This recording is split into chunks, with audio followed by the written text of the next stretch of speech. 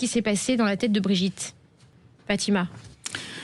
Je sais pas, c'est pas tant ce qui m'intéresse, ce qui se passe dans la tête de Brigitte Macron. Moi, la première chose que je voudrais dire, c'est que si en France, il n'y avait pas ces sales connes de féministes, pour passer un énorme temps d'accompagnement des personnes qui sont victimes, des femmes notamment qui sont victimes de violences sexistes et sexuelles, qui font bénévolement un travail qui normalement relève des missions de service public. C'est-à-dire qu'on pallie énormément au manquement des pouvoirs publics sur cette question-là.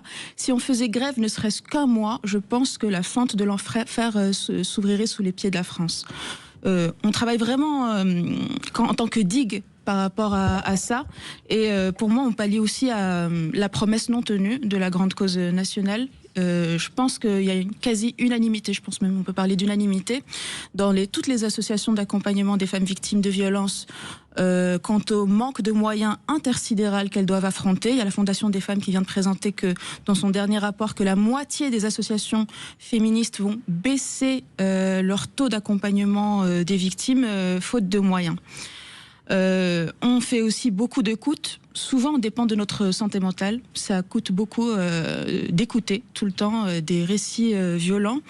Et ce sont des récits qui ne sont pas représentés dans l'espace public. C'est-à-dire que souvent, il y aura beaucoup plus de facilité de donner la parole aux personnes qui sont mises en cause, notamment quand ils sont assez puissants, connus, etc.